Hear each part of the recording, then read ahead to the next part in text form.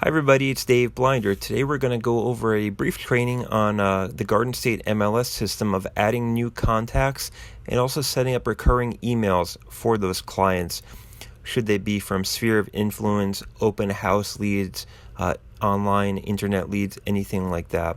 You'll see me logging in right now. It should be noted in advance that there is an expiration term for recurring emails through Garden State MLS, though I wish they would be perpetual. I think it's a 4 or 6 month duration. After that, you must renew the search, which is pretty easy. Anyways, we'll dig in. So I'm going to begin by just going to a basic advanced search in Garden State MLS. This Garden State MLS search I'm going to base on the criteria of my last open house, assuming these people wanted a similar styled home. So as you can see, I've already selected from the previous search single family style home, not a condo or townhouse. We are looking in Morris County, New Jersey, of course. My most recent open house was just a 2-bedroom home. I'm going to set it to 2 or 3 bedrooms for this search purpose. You don't really need total acreage on this search either. I hope I removed it. If not, you should clear that field. We definitely are not looking for 1.5 acre properties for a small ranch. Anyways, the list price we're going to cap out at $400,000. I know from my experience, for a 2 or 3 bedroom home, you're going to get exorbitant in our area if you exceed that price. And on the low end, I feel, if you're dropping considerably below $280,000, you're going to pick up too many foreclosures, fixer-uppers, and teardowns in that range, and that wouldn't be pertinent to a renovated ranch like the one that we just hosted in Indian Lake in Denville. So under town, obviously we're going to select Denville because that's the town the lead was most recently searching in, and we want to match what they're looking for pertinent email results. I could also go with selecting Parsippany and Rockaway because they have similar lake-style communities. Parsippany has Lake Intervale and Lake Parsippany, which are very attractive features in kind of hot spots for people moving into the area. Rockaway Township has White Meadow Lake, which has some great home value prices. It's a large lake with a nice clubhouse, and that's popular as well. So you'll see some cross popularity of people liking all 3 towns. Others may be very specific, and they will only really ever want to look in one town, at least initially. Anyways, proceeding to section subdivision development, I'm going to refine the search to lake homes only to the best of my ability. So I'll hit the wildcard key, which is a %sign, and enter lake, % afterwards.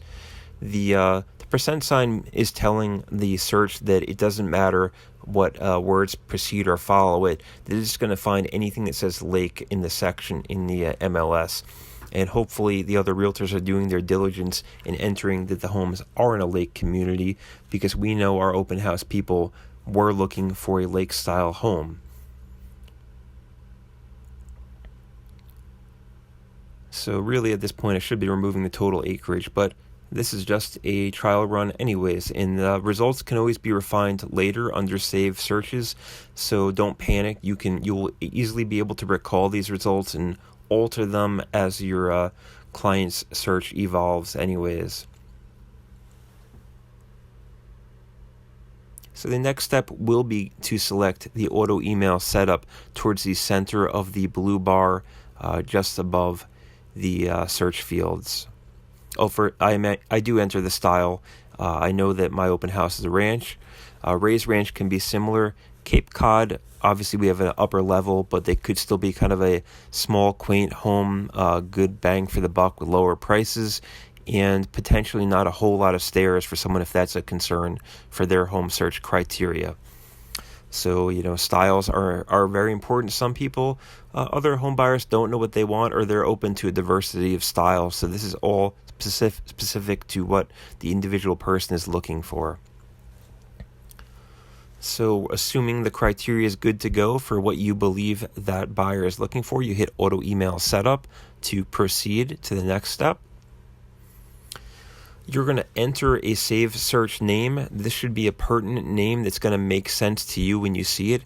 As you can see below, I've got a sea of saved searches, so it has to be a meaningful name. You don't want to do 1, 2, 3, 4 ABC, because then you're never going to remember what you're looking at or how to get back to it. I do like to hint on the client's name and a little bit about the type of homes I'm looking for too. So you can see I'm typing in Lake Homes for Dave, short but sweet. We have a character limit, so we can't write the whole thesaurus or Bible into that line. We'll go on to the next step, which is quite simple.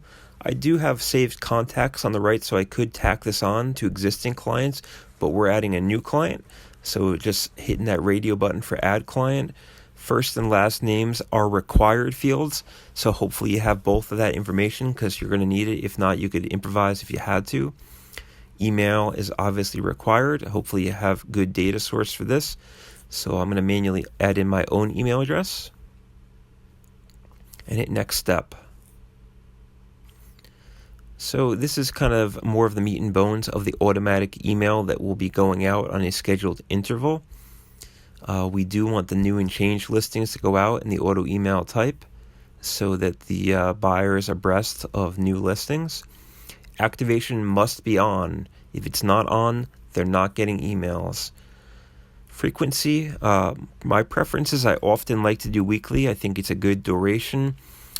Daily could be an option if the person's a very motivated buyer or if they have a very strict buying deadline. Days sent, there is an art and a science potentially to a field like that. I don't particularly like to send houses out on Friday if I don't need to.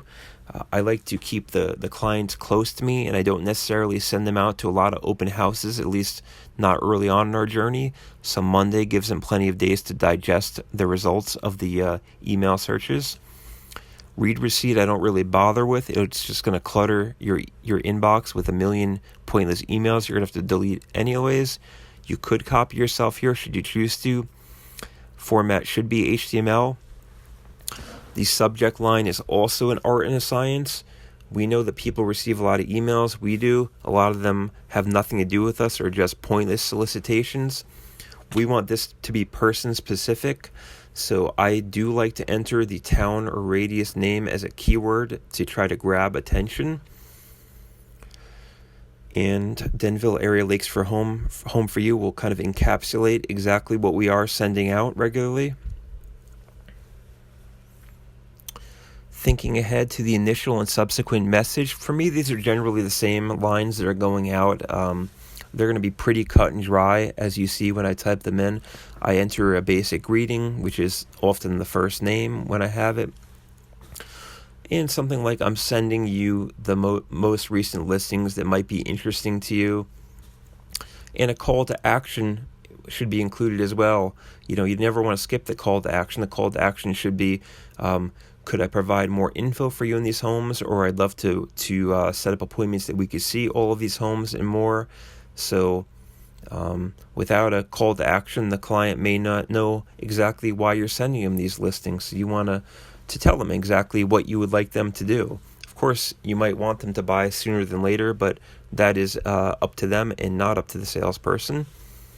I do reiterate my contact information below in the message lines. We will be character limited in the initial and subsequent messages, so you keep it short to a few sentences. The MLS will alert you when you've exceeded the character limit and you have to revise your message. I end up copying and pasting the same initial and subsequent message and keep it simple. I do have a saved signature on Garden State MLS, so I'm going to add that as well with my credentials. Under that, reports to attach, this is the style of Garden State MLS report that will be sent out to the client or anyone on the recipient end. So client full should always be the de facto report you want to send. It's the most detailed, especially with HOA's fee, taxes, client remarks and emails. So there's a lot of information. I will sometimes also include the gallery, which could be a little bit more of a visual addition to the email. I don't think that it's necessary, and you can and should experiment with adding that. Then I just click on save, and so you can see it's active. the day of week it's going out. Should you need to recall the search, you'll just find it under search, under view save searches, and they should be alphabetically in there if you want to look at the results manually or should you want to refine it later. Thanks.